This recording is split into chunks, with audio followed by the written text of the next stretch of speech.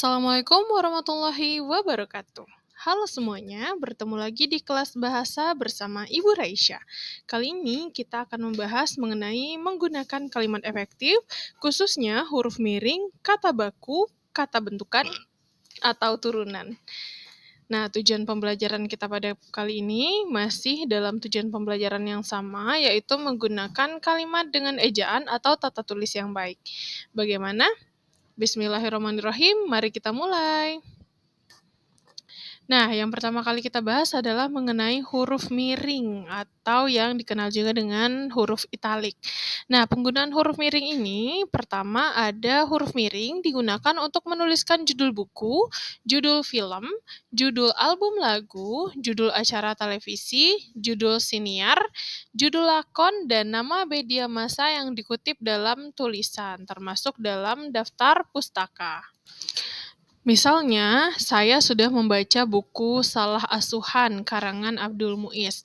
Nah, penulisan buku Salah Asuhannya di sini yang judul buku ditulis miring.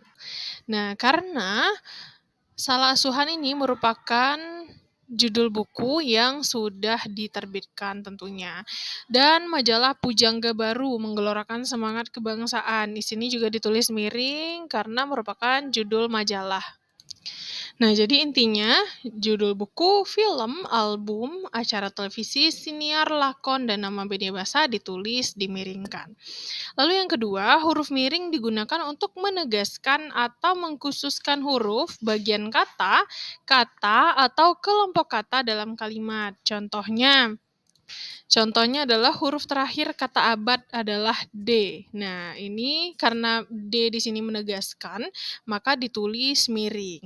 Atau imbuhan ber pada kata berjasa, bermakna memiliki. Karena ber di situ dan kata berjasa di situ berusaha untuk menegaskan, maka ditulis miring. Nah, atau dalam bab ini tidak dibahas. Nah, tidak di situ berusaha menegaskan. Selanjutnya, huruf miring digunakan untuk menuliskan kata atau ungkapan dalam bahasa daerah atau bahasa asing. Nah, kita perlu memperhitungkan rencana kegiatan yang baik agar tidak malapehau. Malapehau ini merupakan bahasa Minang ya. Dan nama ilmiah buah manggis ialah Garcinia mangostana. Ini juga ditulis miring karena merupakan saduran dari bahasa asing. Dan misalnya ungkapan Tut Wuri Handayani merupakan semboyan pendidikan. Ditulis miring juga Tut Wuri Handayaninya karena merupakan bahasa Jawa.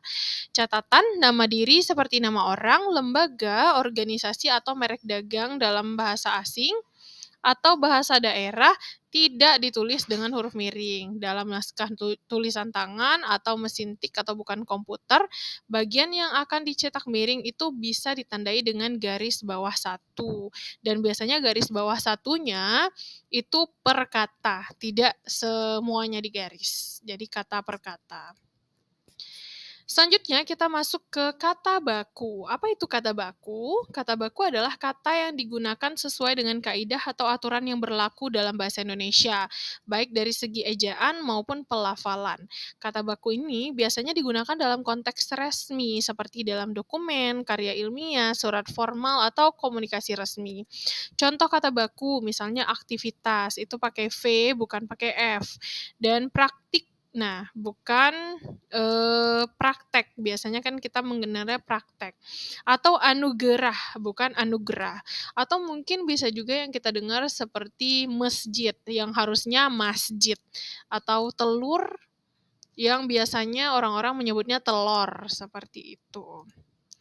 Nah, selanjutnya ada kata turunan. Kata turunan atau yang disebut juga dengan kata bentukan. Biasanya kata ini adalah entah itu penambahan imbuhan atau bentuk kata ulang yang tentunya berbeda dari bentuk dasarnya. Sekarang kita lihat kata turunan dari kata berimbuhan. Yang pertama, kata yang mendapat imbuhan, awalan, sisipan, akhiran, serta gabungan awalan dan akhiran ditulis serangkai dengan imbuhannya, biasanya berjalan, imbuhan ber dan jalan ditulis serangkai, mempermudah seperti itu, atau menulis, dijual, dan lain sebagainya. Ataupun akhiran seperti kemauan, kamerawan, lukisan, seperti itu ditulis juga menyatu dengan kata dasarnya. Selanjutnya, kata yang mendapat bentuk terikat ditulis serangkai jika mengacu pada konsep keilmuan tertentu, misalnya seperti loka karya atau mancanegara, non-kolaborasi, pasca kebenaran, pasca sarjana, infrastruktur, seperti itu ditulis juga terikat atau serangkai. Selanjutnya, kata yang diawali huruf kapital dan mendapat bentuk terikat dirangkai dengan tanda hubung, misalnya non-Indonesia. Nah, kenapa yang non tadi berbeda dengan yang non sekarang?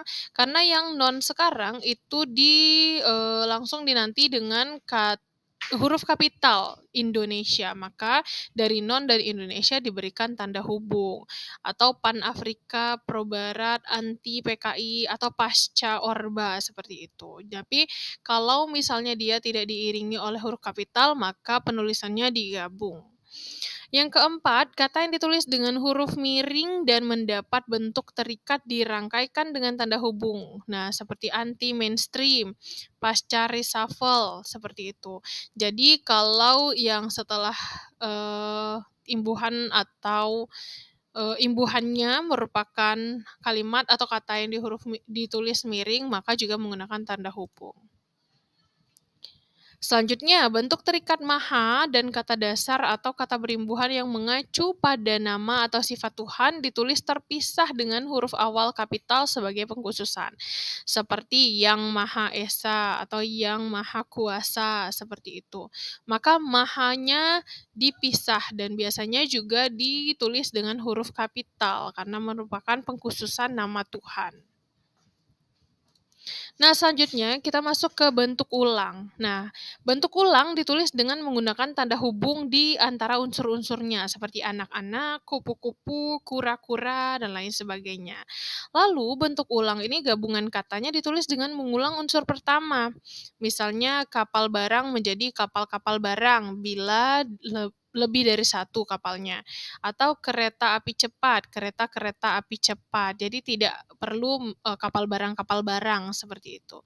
Rak-rak buku, bukan rak buku.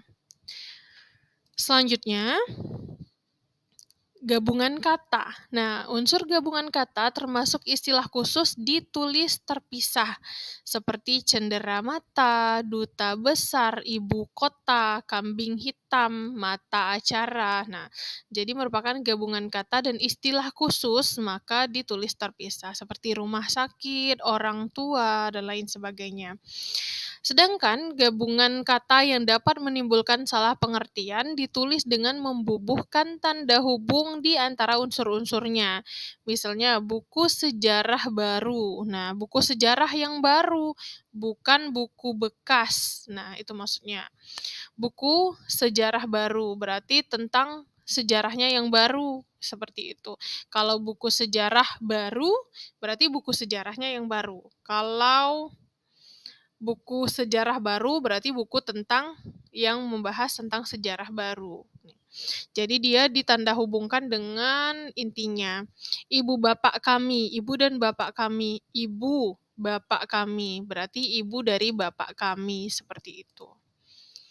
Selanjutnya, gabungan kata yang mendapat awalan dan akhiran sekaligus ditulis serangkai. Nah, jadi seperti dilipat gandakan, menggarisbawahi. Nah, maka yang tadinya mungkin dia ditulis dengan spasi, maka karena mendapatkan imbuhan dan awalan sekaligus ditulis serangkai. Seperti tanggung jawab harusnya itu ditulis terpisah karena ada spasinya, tapi karena mendapatkan imbuhan dan awalan secara langsung atau sekaligus maka ditulis serangkai. Gabungan kata yang hanya mendapat awalan atau akhiran ditulis terpisah. Nah, seperti bertepuk tangan karena hanya mendapatkan ber saja, maka yang ditulis serangkai hanya bertepuk tangan gitu. Hanya di bertepuknya saja. Atau garis bawahi. Nah, hanya di bawahinya saja. Sama juga dengan tanggung jawab tadi. Jika hanya bertanggung jawab, maka bertanggung spasi jawab. Dan selanjutnya gabungan kata berikut ditulis serangkai seperti acap kali, ada kala, apalagi, bagaimana, kosakata, kacamata, segitiga, dan lain sebagainya. Nah, jadi ada yang ditulis memang serangkai dan ada pula yang dipisah. Ada yang di awalnya saja diserangkaikan atau mungkin kata yang keduanya diserangkaikan. Nah, menarik sekali ya sebenarnya bahasa Indonesia ini dan sangat kaya sekali. Dan, dengan mempelajari ini kita semakin cinta dan menumbuhkan rasa cinta kita terhadap bahasa Indonesia. Nah, itulah pembelajaran kita pada kali ini. Sampai jumpa pada pembelajaran selanjutnya. Wassalamualaikum warahmatullahi wabarakatuh.